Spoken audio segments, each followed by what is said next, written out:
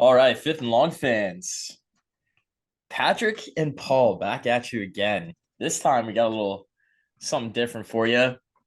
We're reacting live right now to the national championship game between Washington and Michigan that just took place. Paul and I were texting each other a little bit during the game, sharing some notes. But you're getting right now our raw, unfiltered, kind of immediate thoughts after that game. 34-13 final score. Michigan wins.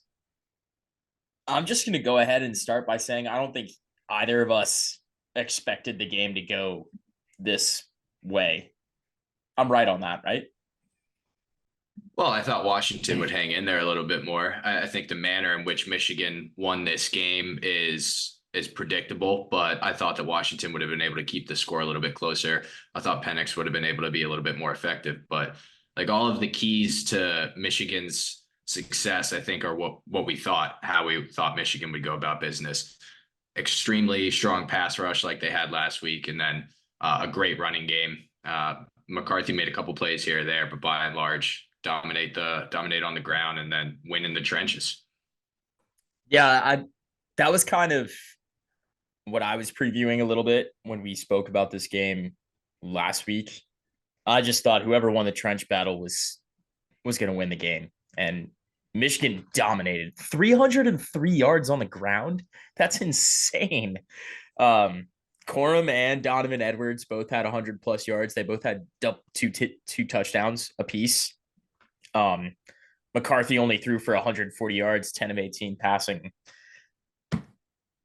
Penix, I mean, one touchdown, two picks, 27 of 51, 255 yards. He just looked uncomfortable all game. Like the looks that he's had all year just weren't there for him. I think that there were some open looks. I mean, I thought Kirk Herbstreit was commenting on some receivers that were coming open throughout the game, but Penix just didn't have enough time to sit back there in the pocket and find him, and he didn't have enough time to go through his progressions, and then didn't have enough time to unload deep balls like we saw him doing against Texas. I think that was the biggest thing. Even though I think Michigan's pass rush only got home for one sack, I mean the amount of times that they disrupted his rhythm, had him throwing off of his back foot or flat-footed. I mean, you can't count the number of times they did that. So I thought Washington's scheme, their skill position players did all they could, but by and large, I mean, like you said, the win in the trenches, the D line of Michigan, I mean, they were able to play defense in the secondary by how good their defensive pass rush was. And there was a couple of sacks that they had against Penix. There weren't a ton. They didn't have 6 sacks like they had against Alabama. I don't even think they had as many tackles for losses, but it just seemed like they were getting hits on Penix consistently. And like you said, we're making him uncomfortable on some of those throws, just not giving him the time to really read the defense and find those guys downfield like he had against Texas and other teams all year. Was there, besides Michigan's run game and their pass defense, what was the other biggest surprise for you from this game, just for either team? Besides Michigan's run game and their pass defense? Yes. I thought McCarthy was pretty good with his legs when he needed to be. But I mean, by and large, those two things that you mentioned on Michigan were the big thing. And then, I thought Penix, like there were open throws that even when he had a little bit of time, he missed. I mean, I think that the throw everybody's going to go back to is the play in the first half where he had Rome Odunze for what looked to be a touchdown on that fourth down that they went for in Michigan territory. I really kind of wanted to break down this play, so I think that this is a perfect segue to hop into that. I think that there's a little bit of fault on each Odunze and Penix, but I mean the quarterback probably deserves more of the blame in that one. What Penix saw, what I believe he saw on that play, was a safety towards the inside of the numbers for Michigan. So he tries to throw that ball to the outside where there's a lot more space, but Odunze's route is taking him towards the numbers and kind of up the seam from there.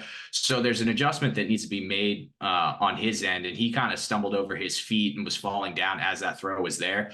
But in and of the same sense, I think Penix led him a little bit too far towards the boundary and just a little bit of a disconnect on that one. There were some throws like that even when he had him, he was overshooting guys and he missed today.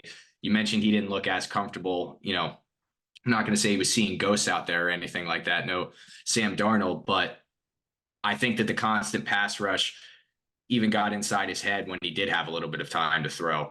That was the biggest takeaway for me there, that his ineffectiveness. And, unfortunately, I think that's the difference in the game here. I mean, it's certainly the difference in how Washington looked from week to week. Yeah, you mentioned that fourth down play that Washington had where they went for it, and it looked like Penix had Odunze open and either let him a little bit too much or Odunze didn't make the right in-air adjustment. Whatever it was, there's a little bit of a disconnect between those guys there. And then, Washington, they're really getting stomped in the first half. I mean, they're down 17-3.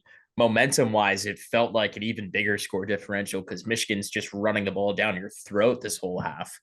And then they had that pretty good drive towards the end of the second quarter, 11 plays, 61 yards. You take 4 minutes off the clock, you put it in the end zone on that 3-yard touchdown reception for Jalen McMillan.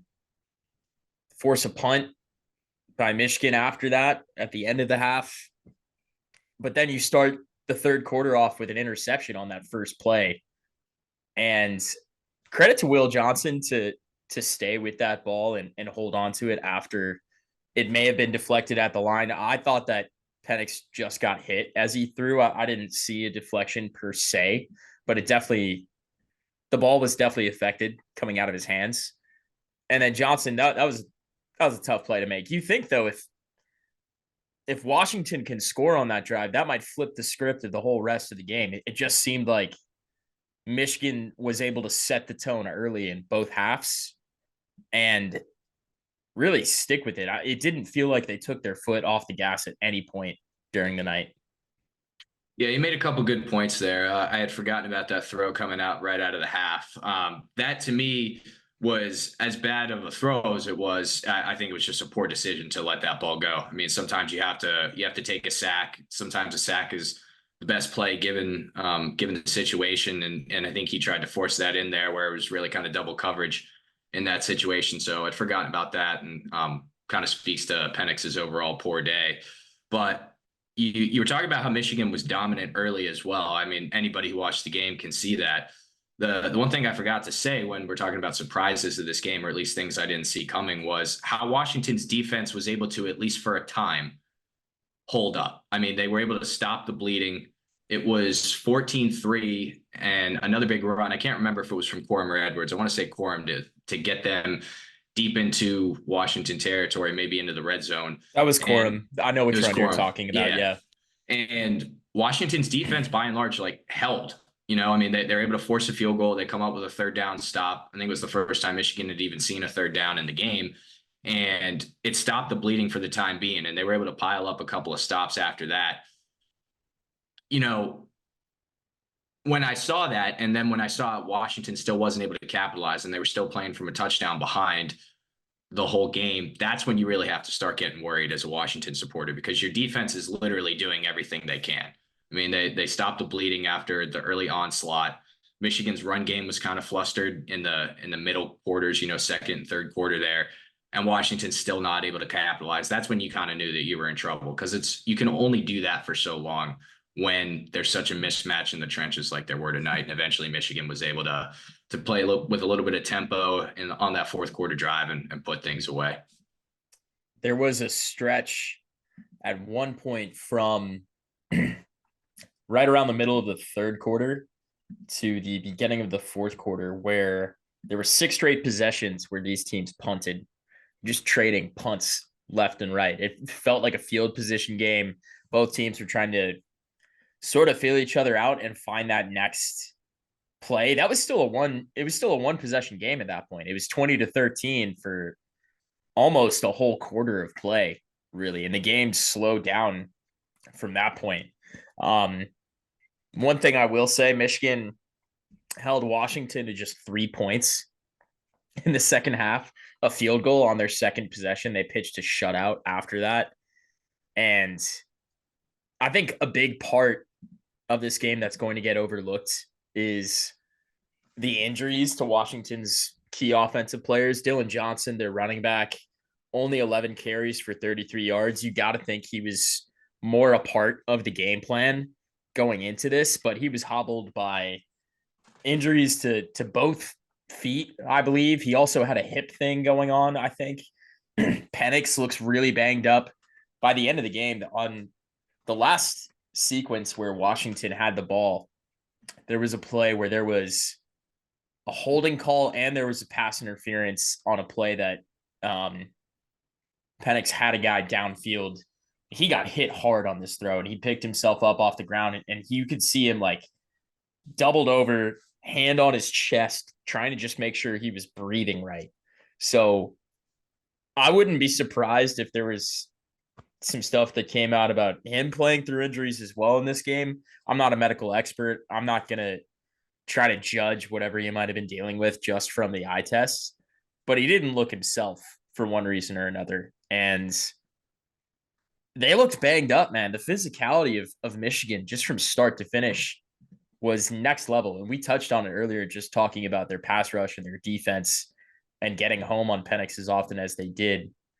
But they just played like an entirely different brand of football, I think, that Washington hadn't really seen at any point this season. I mean, you're not seeing that level of physicality from anybody in the Pac-12, even if they were one of the more competitive conferences, if not the most competitive conference in the country this season. And you're not seeing that level of physicality from Texas either. So I'm going to stand by what I said the other day, man. Michigan's the best team in the country. And they proved it. Just every area of this game.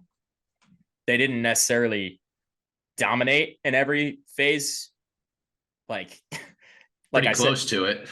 I mean, pretty close to domination throughout. McCarthy, you said he made some good plays with his legs, which he did. Most notably that third down that Michigan had inside their own 10 where he scrambled for like 20, 30 yards. But otherwise, he really didn't do anything crazy. 10 completions on 18 attempts, 140 yards. I mean, like Milroe had a better game against Michigan than McCarthy had in this game to some extent. Like you would say, just from looking at the numbers. You and I both know that's not true because McCarthy made some big throws and some big plays, but no,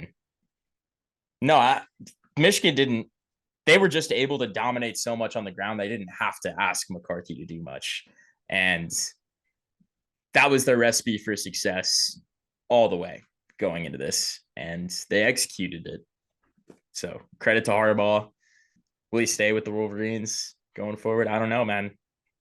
We'll have to see what happens. I wanted to touch on, I like made a great point about the level of physicality and Washington just kind of not being up for the task in that regard. You're right. I mean, there's no team that they had faced all year that had played this physical and that was this physically daunting on both sides of the ball. Dylan Johnson, you made a great point about him. Obviously, we saw him take that injury at the end of the Texas game last week, and I didn't think he was going to be ready to play this game. You know, he trots out there, he starts this game, and you can clearly see he's not 100%. It looked like he had some sort of compression sleeve or something on his left. I can't remember if it was left or right leg, but yeah, you mentioned that he's got injuries to an ankle, a hip. I mean, both his legs and or feet were banged up in some regard. And I think Herb Street at one point in this game tonight said that he looked like 70%. I think that was generous. Definitely, he didn't look nearly as fast as he did last week against Texas. He couldn't cut very well. You know, a kid like that, a gamer, anybody who's playing in this game is probably playing through a couple of nicks and bruises. It happens, you know, as you get, this is the 15th game of the year for each of these teams. It's natural, but you know, this is the biggest game of these kids' lives, at least up until this point. And they are going to do everything they possibly can do to play. I think that that's on the coach and the coaching staff in general right there to see that this guy, he's just not able to deliver the best performance for the team. And sometimes you have to protect the player from himself. And look, there wasn't a particular run today where I'm like, oh, you know, a fully healthy Dylan Johnson, or maybe the backup could have broke that one, you know, for 20, 30 yards. But there were plenty of runs where he gained only 2 or 3, where I think they could have gone for 5 or 6. And as those plays continue to add up throughout the course of the game, I mean, that could open up the playbook more. You could control more time of possession, give your defense, some time off, and just rack up a couple more first downs, get Michigan's offense out of rhythm. Little plays like that can add up, and they were subtracting from Washington's overall offense because they couldn't get their ground game going. Even though I think that they did a pretty decent job of at least trying to stick with it early. I mean, that even when the game looked like it was kind of getting out of hand, they gave them some carries early, but by the second half, you could see it clearly wasn't working, and they had to abandon it there. So I think that that's a point that shouldn't be overlooked. You're right. I'm not sure if that'll be make front page news, some of these injuries, and particularly to Dylan Johnson. But I agree that that's a fair point that we shouldn't overlook for this one. Yeah, I mean, they didn't have a second option really running the ball after Johnson. And you saw that Michigan had, if you count McCarthy, three decent to great options running the ball. Edwards, 6 carries, 104 yards. That's pretty absurd for a guy who I think he only had like 3 touchdowns all year before this game. Yeah, he had 3 touchdowns all season before this game. He has 2 in the national title. I mean, Corum 21 for 134. They had their bell cow have the exact game that they would have wanted from him. They had their backup play absolutely incredibly, like just jump out of the gym in the first half. 2 touchdowns on his first 2 touches. And McCarthy made some big plays too. Washington just wasn't able to get to that second level with anybody, Johnson or anybody else, really. And at one point I texted you and said, they're kind of getting some screen passes here and there and sort of quick passes to the outside that are working like runs, but it's still not the same thing. Penix had to throw the ball 50 times in this game, and he barely completed half of his passes. So he took a huge hit, I think, in this game. Yes, I know he was under pressure a lot, but the conversations going into this game about how talented that wide receiver group was and everything, I don't know if it was just overblown because he's the Heisman winner and this and that, but Lee Corso before the game said this was the greatest group of receivers he'd ever seen in college football, which right away, I think Ohio State's receiving core from a couple years ago with Olave, Garrett Wilson, even LSU's receiving core. LSU's would have something to say about that as well. I agree. And I was thinking about that going into this game, those teams and some of those quarterbacks that I kind of teased last week before this game, like a Deshaun Watson at the college level, like a Joe Burrow, like a Trevor Lawrence, like a Tua Tagovailoa. You just didn't see that like takeover mode happen from Penix, which I think is something a lot of people were counting on in this game. And we just didn't get it for one reason or another. Yeah, I mean, I was counting on it. I mean, that was my pick going into this game. I thought that the players in the secondary were for Washington, or excuse me, I thought that the players in the secondary for Michigan were going to have their hands much more full with the talented receivers that Washington had compared to what Alabama put out there last week. And, like I said earlier, because of how dominant the defensive line was for Michigan and how proficient they were at getting to the quarterback, that wasn't really able to materialize for Washington. I want to go back to a point you made a couple of minutes ago about Washington wasn't able to get to the second level with their run game. Michigan was. You mentioned Donovan Edwards' 2 touchdowns in this one. Where he broke the play was not initially where he first hit the line. Like he ran into kind of a stopgap on each of his touchdowns and then was able to bounce it out to another hole because there were sustained blocks downfield. Okay. I mean, Michigan guys were staying on their blocks. They were getting to the second level, blocking linebackers, and receivers were sticking on their blocks and blocking corners. Blake Corum's touchdown, his first one, was the same deal. That was the one that really salted the game away for sure. And if you look on the replay, Corum makes a nice cut to get to the second level, but he's got 2 linemen blocking ahead of him as he's nearing the goal line on that. You didn't see that on Washington's end, and Michigan's offensive line, they weren't just good in the trenches getting the initial push. They were good getting to that second level. So I thought that's a good point there. Worked both ways in the Michigan-Washington trench battle. The other thing I wanted to point out that you did touch on is Penix's short throws. Like we talked about, he didn't really have time to unleash deep, and didn't really have time to go through his progressions. And that was clearly a good defensive game plan by Michigan. They let the underneath stuff happen. They knew that Washington wasn't going to be able to sustain full drives consistently doing that. And they were content with giving them these short screen passes and underneath 5-6 yard throws, as long as they limited the big play, made sure that Odunze didn't get behind the coverage. Same with McMillan and Polk.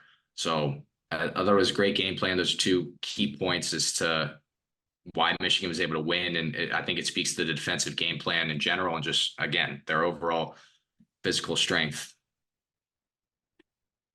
Something else that really irked me a little bit during the course of the game was how many times I felt like just when Washington was kind of starting to get going, there was some kind of penalty that would move them back, either pre-snap or during the play. There was one really questionable holding call against them on a play where I think it wiped out like a 40-something yard gain. Yeah, I thought arguably that might have been Penix's best throw of the day, flat-footed, kind of leaning back, and he hits Odunze pretty perfectly in stride. Not quite perfectly, but hits him going towards the sideline, for 30-40 yards. And I didn't think it was enough for a holding call. I thought that the right tackle for Washington kind of got his arm out of the way in time, but I guess it wasn't enough for the official to not throw the flag. Well, the crazy thing was on the very next series where Michigan scores a touchdown, there was a no call on a pretty obvious hold for Michigan's right tackle on the play where McCarthy connected with Colston Loveland for like a 20-something yard gain or 40-yard gain. Excuse me. That was that big 41-yard play they had that led to the game sealing touchdown that really put the dagger in the hearts of the Huskies fans. So I'm not going to say it was really the officiating fault. I think it was more so bad discipline over the course of the game from some of the guys on the Washington O-line. We said how big of a matchup that was going to be going into this week, the O-line versus the D-line. We also teased that, hey, Texas, who Washington got there to get to this game, they had 10 penalties on their team, that semis game. Michigan isn't going to make the same amount of mistakes. I think both teams had 5 penalties apiece, if I'm not mistaken. It felt to me like Washington had a lot more. So both teams had 5 penalties, and you're right, it did feel that way. I think that was just because of the timing of Washington's penalties, like that holding call, like there was a few different false starts or whatever, a few big moments like 3rd down and 10, 3rd and 5 or something like that. I think there was a couple of 2nd down plays where they just picked up some good yardage and were in more manageable positions to work around their call sheet some, and they just weren't catching any breaks of any kind. And I'll even give Penix credit before that 4th quarter. I don't know if you saw it, but he took the whole team, he gathered around him on the sideline and was kind of chatting to them. I don't know what he was saying. I can only sort of imagine, but I just sort of feel for the guy and that team a little bit. Like, it didn't normally with Cinderella stories like this, I feel like there's at least a little bit more of like a dramatic ending, and the sparks just didn't fly really tonight. Like once the halftime break ended, it was really, even before that, the first time Michigan had the ball, that first run from Donovan Edwards, the game just kept coasting in favor of the Wolverines. It's crazy, man. I don't. When was the last time Michigan won a national title? The 90s, 1997, I think it was, right? I think they said 26 years ago, something like that, 25, 26 years ago. So late 90s. 1997, I think it was, which would be 26 years. I was just about to say, I don't ever remember a Michigan national title team, and that would be why. I'm 26 years old. So it's, there's a lot of Michigan fans that are going to be happy and celebrating tonight. Tom Brady's popping champagne somewhere, I can imagine. But Yeah, exactly. Yeah, the only other thing I wanted to add, I mean, in credit obviously to Michigan, but when you are the less, I guess, impressive team, right? And when you're regarded as the worst team, for lack of a better term, in a game like this, which Washington was. I mean, they were coming in as like 5.5, maybe even 6 point underdogs in this. You need to play as close to perfect as you possibly can. And you mentioned the penalties. They weren't able to do that, and it killed some drives. It's little things like that, that you need to help give you an edge when you're facing a more physically and more dominant opponent like Michigan. They weren't able to do that today. So that's an interesting point there to touch on. Yeah, man. Michigan's been waiting for a while. So is Jim Harbaugh. I mean, um, growing up a Notre Dame fan, Michigan was never one of my favorite teams. I remember Denard Robinson kind of running all over the Notre Dame defense. Watched some players like that just kind of kill my Irish. But it's been a team that has been building back over the past couple of years. Ever since Harbaugh's been there, has gotten back to that stage of glory that Michigan has been on in the past. I mean, when Michigan's good, college football is good, and vice versa. So it is good for the sport to see them back on top. I mean, JJ McCarthy, I feel really happy for him. You mentioned that you feel bad for Penix that he wasn't able to come through. I think you got to feel equally as happy though as you do bad for Penix. You got to feel equally as happy for McCarthy here. This was a guy who was dejected after that TCU loss last year in the semifinals, and he promised that he and Michigan would be back in this one, and they were. He came through with a national championship victory. So it's going to be a lot of happy parties going on in Ann Arbor this week throughout. Credit to any Michigan fan out there, all the players, everybody involved in that organization. Phenomenal win, tremendous accomplishment. Yeah, McCarthy is even a guy that's been, I don't want to say ridiculed, but he's been poked at even since his freshman year, where Harbaugh would throw him into the game in certain late game or clutch scenarios just to get him snaps. And that was something that people didn't really like at the time. But now you look back at it and it paid off for sure. Bigger disappointment tonight, Washington's performance or no trailer reveal for the new EA Sports college football game? Oh. Believe it or not, I actually haven't played too much NCAA football back in my day. So I guess I'd go Washington's performance here on that one. More so just because like this was another kind of letdown of a championship game. You were hoping for something a little bit more exciting after what we know happened last year, right? With the beatdown that Georgia put on TCU. So unfortunately, the college football championship games themselves, the actual championship games, haven't always lived up to the hype, and this one didn't really either. So I'll say that this was a little bit more disappointing than not getting a trailer reveal of the video game. But fair question. How excited are you now for next year's playoff system with 12 teams? I feel like it's going to be way more fun. Yeah, I mean, I don't know if I'm more or less excited after tonight per se, but I was walking away more excited for it, just seeing how this whole season played out. I think that you could have made a case. People were making cases for a handful of other teams to be in this playoff. I didn't make the case for him, but plenty of people out there thought Florida State was a deserving team to be in the playoff. I was a proponent of Georgia still making the college football playoff. And so for that reason, I'm really excited for next year that teams that I think have a legitimate case to be in the top four are going to get to prove it. And that's the biggest thing. We're still going to see arguments from teams that are 12th and 13th, on the fringe of that fringe of next year's playoff selection. But, at the end of the day, I don't think that you're going to see a lot of those teams being significantly competitive on the back end of next year's field, your 10 through 12s and et cetera. But what you are going to see is you're going to see those middle teams, those 5 through 8s have a legitimate chance to make a run at a college football championship. So I hope that next year is as competitive as it was this year. And if we can get a field or a prospective field like we saw this year, next year, I mean, man, I can't wait. Did you see the stuff that came out earlier this morning about CFP committee members receiving death threats from FSU fans?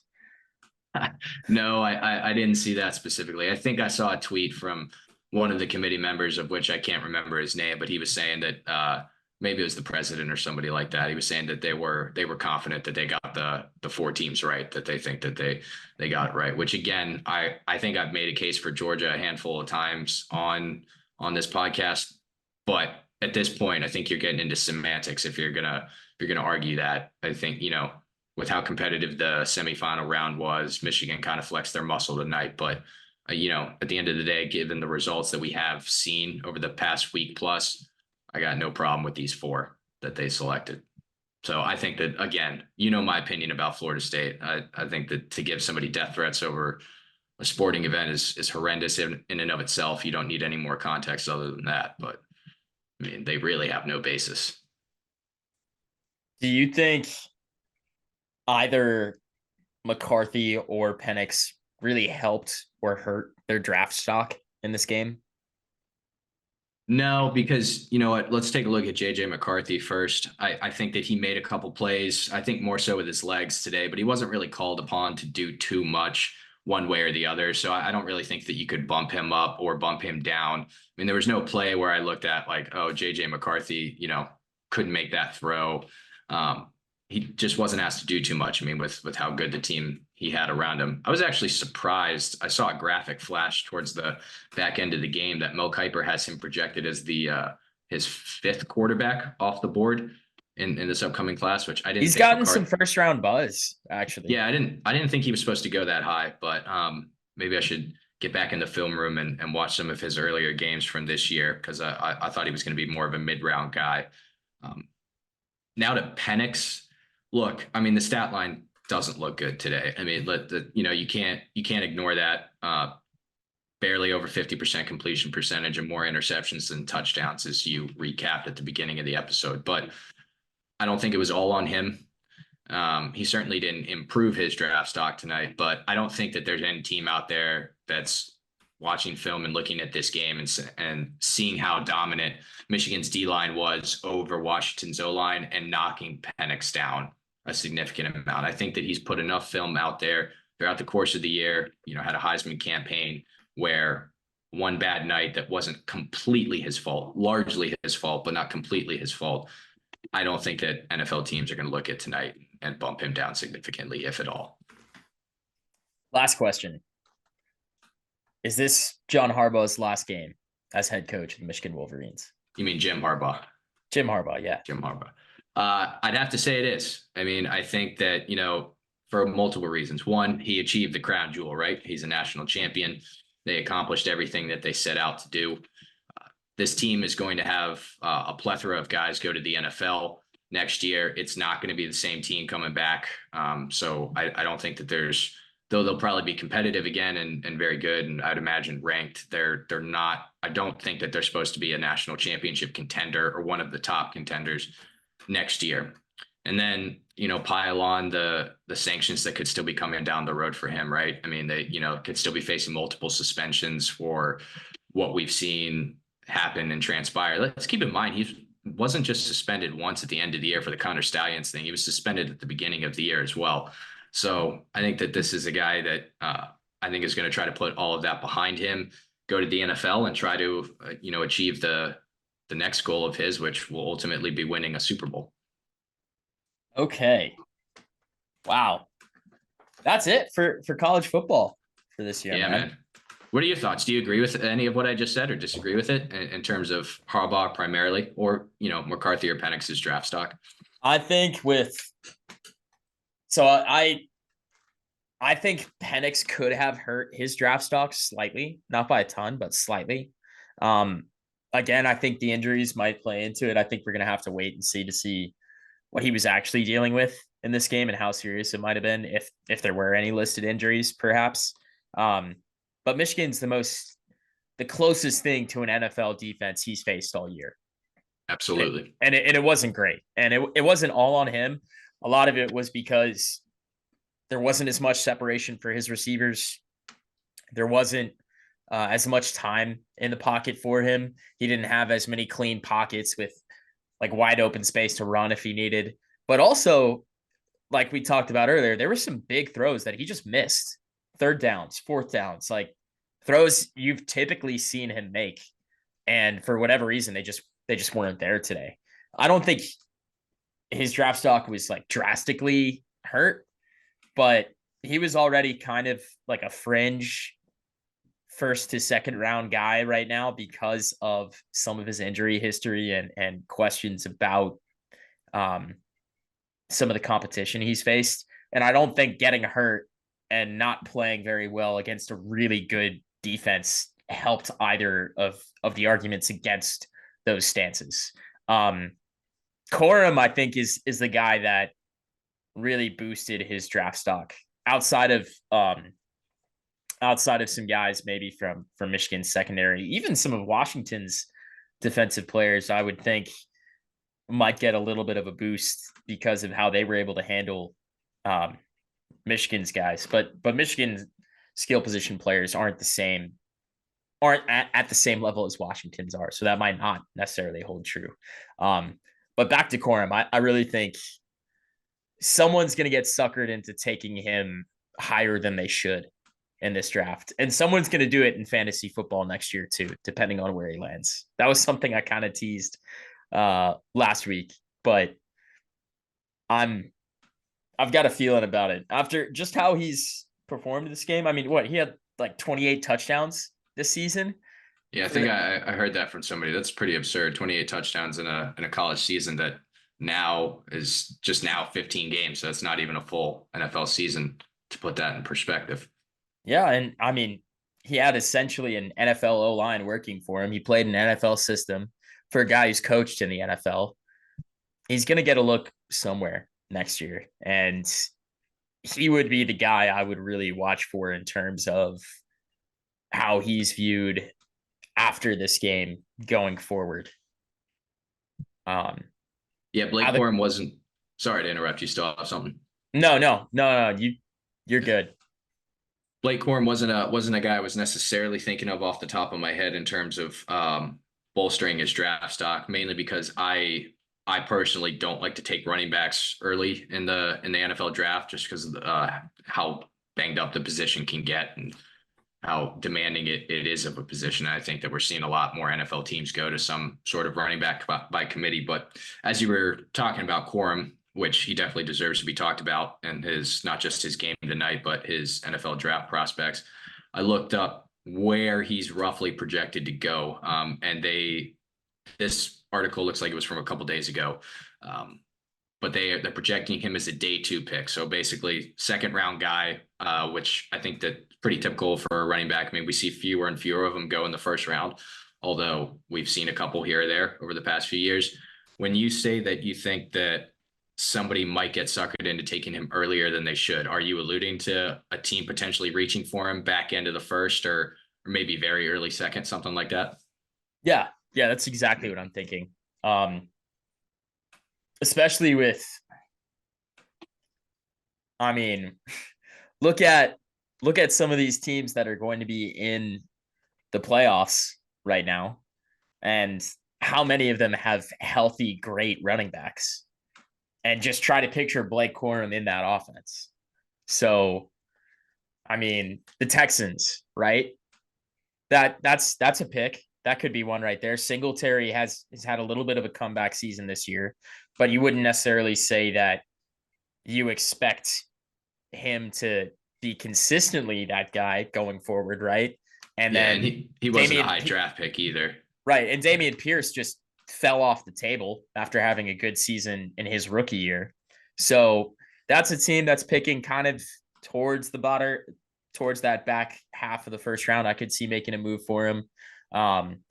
Even maybe some other teams like trying to delve even deeper into it. I mean, the Cowboys even would be another team. Like Pollard hasn't necessarily panned out for them this year. You're telling me they're going to rely on Rico Dowdle next season and or just run it back with Pollard if they can't turn this playoff appearance into a Super Bowl run. Now Pollard didn't have a terrible year. He still rushed for 1,000 yards, I believe, but his touchdown numbers weren't nearly the same as last year, being able to hawk some of those touchdowns away from Zeke and whatnot. So I could look to seeing Dallas try to implement another quality back into their game, either through the draft with a guy like Corum, or maybe they go after a Derrick Henry or somebody else like that in free agency instead.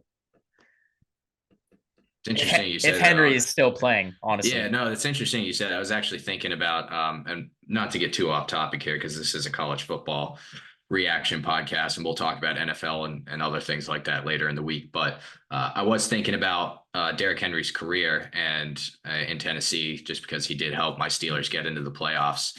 And then I started to think, how it looks like it's the end of the road for him, at least in Tennessee, and where he might land. And Dallas was the first spot I thought of as well, just because Tony Pollard wasn't like extremely effective shouldering the full workload today. So it's interesting you had that opinion there as well. Last question. If you had to pick Jim Harbaugh's destination next year, where are you going? Anywhere. This is pretty much a slam dunk for me. I think that I've heard the Commanders maybe thrown around there. That's not where I'm thinking. I think that the Chargers makes the most sense. The Chargers are far from a complete team, but they still have some talented skill position guys. We saw how well Keenan Allen played this year. But the main thing is they've got the quarterback, man. I know that you're not quite as high on Justin Herbert as I am, but I think he's an elite level quarterback, certainly top 10 without a doubt. I will argue for him as a top 5 fringe top 5 guy. And that's huge. When you as a head coach are looking at a landing spot and you already have the most important position in football solved, like the Chargers do, and Justin Herbert, I think that just is a golden opportunity for Harbaugh, who's already led a team to the Super Bowl with like a less than average quarterback in Colin Kaepernick, even though he did flash, with some really good games on that run to the Super Bowl. I don't think that anybody would argue that Colin Kaepernick is of the talent level that Justin Herbert is. So if he did it with Kaepernick years back, I think that the Chargers would be a great landing spot for him to potentially do it again. You and I are thinking pretty alike with that destination for sure. Even though I would love to have him in New England, I think if we move off Belichick, we're probably going to stay in that tree, but we'll see. This does it for our reaction to this year's national championship. Once again, final score: Michigan 34, Washington 13.